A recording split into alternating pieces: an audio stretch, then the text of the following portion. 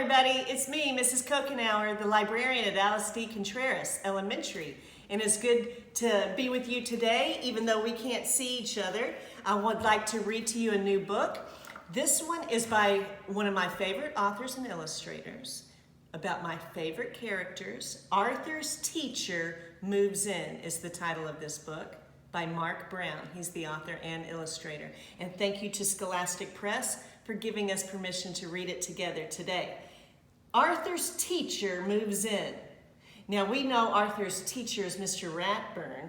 How would you like it if your teacher moved in? You haven't gotten to see your teacher for a while. I bet the boys and girls at my school would love it if their teacher moved into their house with them for a while. That would be a lot of fun. We'll have to find out if Arthur does. One thing that I love about Arthur books is all the characters. There are so many fun characters that we've grown to love in the Arthur books, and I wonder which one you relate to the most. There's Arthur, our main character, DW, his little sister, who's funny, his best friend Buster, his other friends, the Brain and Muffy and Francine. There's so many different characters, and how they relate to each other is always really interesting, and we're going to have a lot of that today. So we will be learning more about characters today. All right, Arthur's Teacher Moves In. You can be thinking about what you would do with your teacher if they moved in with you during this quarantine time. That might be a fun adventure. Arthur's Teacher Moves In by Marc Brown. It was Friday afternoon, and Arthur was relaxing. Phew! No Mr. Ratburn all weekend, Arthur said. Arthur, said Mom, I just heard some bad news. The snow collapsed Mr. Ratburn's roof, and he has nowhere to stay. Collapsed means caved in, fallen in. So Mr. Ratburn's roof fell into his house. That's horrible. He won't be able to stay there. Oh, too bad, Arthur said, his eyes glued to the TV. I knew you'd feel that way, his mother said, so we invited him to stay here. Oh, okay, Arthur said, still watching TV. Stay here? Arthur ran after Mom. Mom, what did you say? Arthur stammered. Arthur's teacher is going to stay here, sang DW. Just until his roof is fixed, said Mom. Arthur couldn't believe it. He doesn't seem too thrilled about it, does he? Later that day, Arthur told Buster the news. It's too weird, Arthur said. My teacher in my house, walking on my carpet, eating from my spoons, and touching my stuff. Buster agreed. School is at school, and home is at home, because that's the way it's supposed to be. Exactly, Arthur nodded. Buster doesn't seem like he would want his teacher at his house either. But his parents didn't understand. It's just plain wrong, Arthur tried to explain. It goes against nature. The poor man has nowhere else to go, said Dad. He's going to stay here, said Mom, and we're all going to make him feel welcome. Arthur tried to imagine Mr. Ratburn staying at his house, but the picture in his head was too horrible. He's imagining Mr. Ratburn taking a bubble bath in his bathtub. The next day, Arthur borrowed books from the Brain and rushed home to put up new posters. What are you doing? Asked DW. You wouldn't understand, Arthur answered. Are you trying to make Mr. Ragworm think you're smarter than you really are? Go away, Arthur said. Then the doorbell rang. Why do you think Arthur did go get books from the Brain and hang up new posters? They look like science posters. Maybe he does want Mr. Ratburn to think he studies all the time at home and is always thinking about science and things. Arthur, DW, called Mom, come say hello. Hi, Mr. Ratbite, said DW. Is it true you torture kids? Here I am, Arthur cried. Welcome, hello, come in. Please take these up to your room, Arthur, said Dad. He's staying in Arthur's room, sang DW. I put your sleeping bag in DW's room, said Mom. Hey, no fair, said DW. Do you like how DW always calls Mr. Ratburn by the wrong name? She is a little sister, isn't she? Mr. Ratburn saw the books on Arthur's table. Those are my favorite books in the whole world, Arthur said. Mr. Ratburn said, Trigonometry for Fun, The Double Helix and You. Didn't you just borrow those from the brain, said DW. I use my brain a lot, Arthur said quickly. He's silly, because trigonometry for fun is math that you would do in high school, not elementary. The double helix in you is something you might do in high school biology, but not in elementary school. Mr. Ropeburns, said DW, look what's under here. Arthur quickly leaned against the poster. I think I smell Dad making a cake, he said. Cake, said DW. She ran out the door. Cake, said Mr. Ratburn. He ran out too. Arthur sank onto his bed, relieved. He's a nervous wreck, isn't he? Poor Arthur. Later, Arthur was watching the Bionic Bunny show. But when Mr. Ratburn came into the room, Arthur quickly changed the channel. You look different, Arthur said. I don't always dress for school, said Mr. Ratburn. I love seeing teachers look relaxed, don't you? Mr. Rathead, said DW, you were lucky you weren't in school when the roof fell in. It was the roof to my home, said Mr. Ratburn. DW looked confused. Teachers don't live at school, Mr. Ratburn explained. We have houses just like you do. Oh, said DW. The world was so simple until now. She thinks teachers live at school. I know teachers feel like that sometimes. Would you like to watch one of my videos, Mr. Ratburn asked Arthur.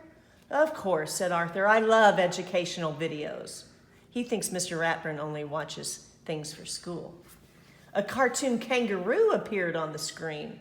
Spooky Pooh, Arthur said. It's one of my favorites, said Mr. Ratburn.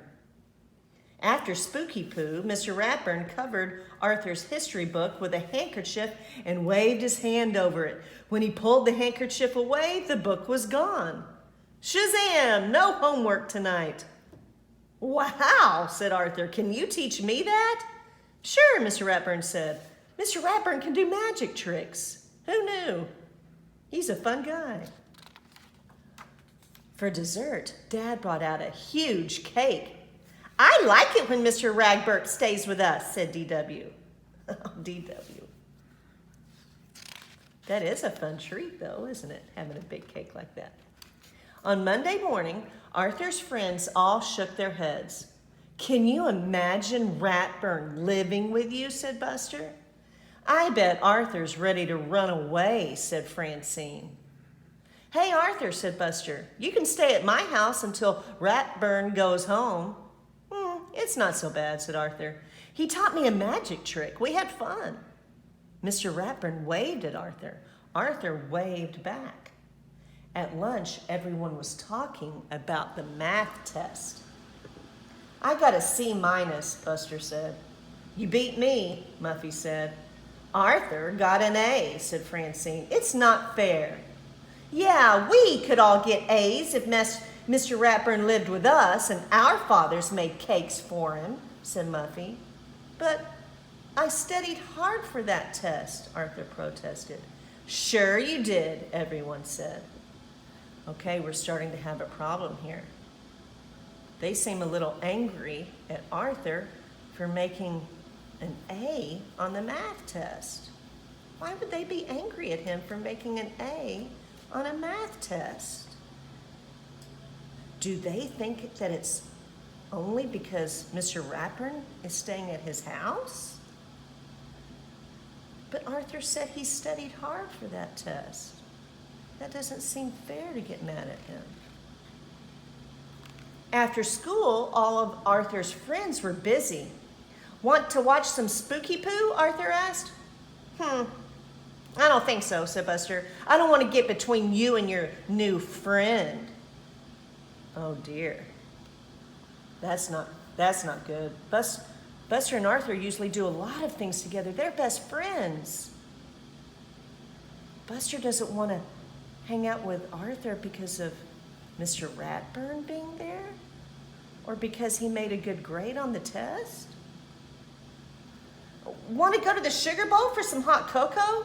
Arthur asked Francine and Muffy. Francine shook her head. Sorry, we're already going to the Sugar Bowl for some hot cocoa. But they didn't invite Arthur to go along. I don't understand why they're treating Arthur so unfriendly. Then the brain asked for his books back. Sure, said Arthur. I'll bring them to your house. No, thanks. Please bring them to school, said the brain. Why doesn't the brain want Arthur to come to his house? Everyone seems mad at Arthur. I don't think Arthur did anything. Teacher's pet, sang Binky. That means you, Arthur. Then he handed Arthur a note from Fern. Arthur walked home alone. And the note says, Rat and Rat Jr. And it's a picture of Mr. Ratburn and Arthur. That's mean, isn't it? Being called teacher's pet and Rat Jr. just because he made a good grade on a math test? And that his teacher is staying with him? It's not even his fault that his teacher is staying with him. I feel like his friends are jumping to conclusions, thinking that the reason he made a good grade on the math test is because his teacher is staying there and gave him that grade. I think they need to find out more information. Pal was at the door to greet him. It's great to get home, said Arthur, and forget all about school. Mr. Ratburn was at the kitchen table eating cake. Oh, said Arthur. Hi. He quickly left the room. How do you think Arthur's feeling right now? I think his feelings are probably pretty hurt because of the way his friends treated him. He's probably pretty surprised by it too, because they don't usually treat him like that.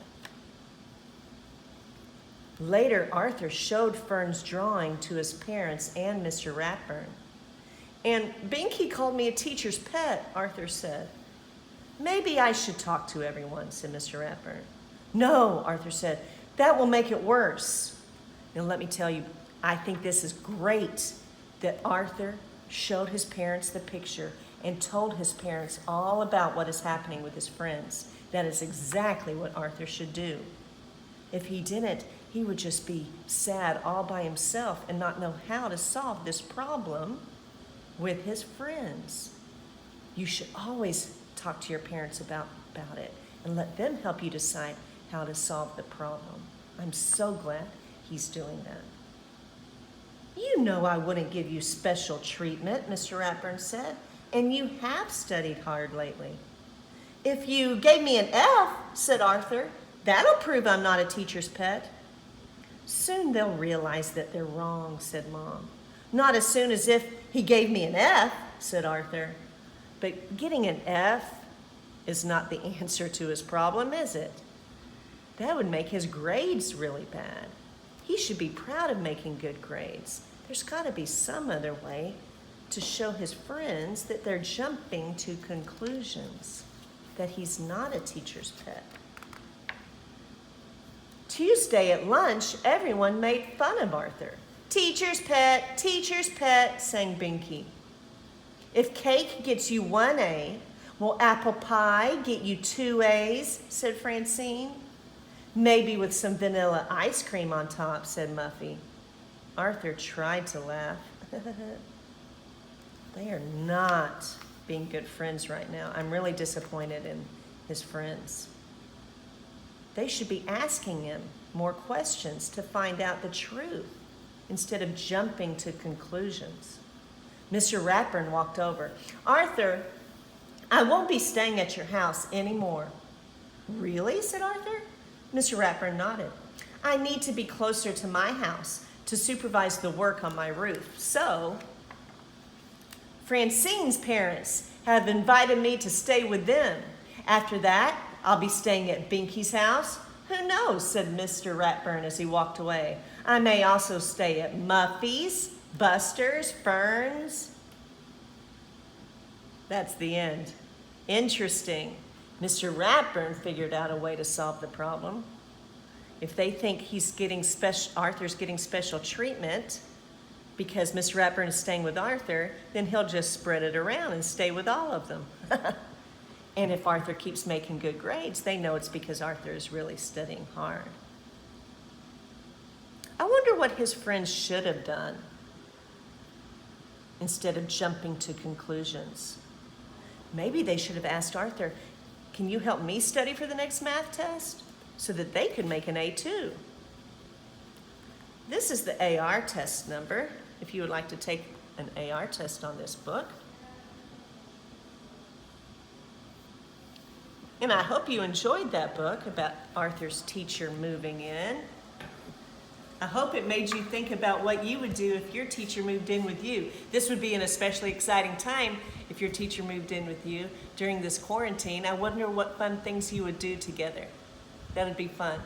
And I hope we learned about different ways of dealing with our friends instead of jumping to conclusions. I hope you like this book. I love you and I miss you. You're my favorite. I'll see you soon.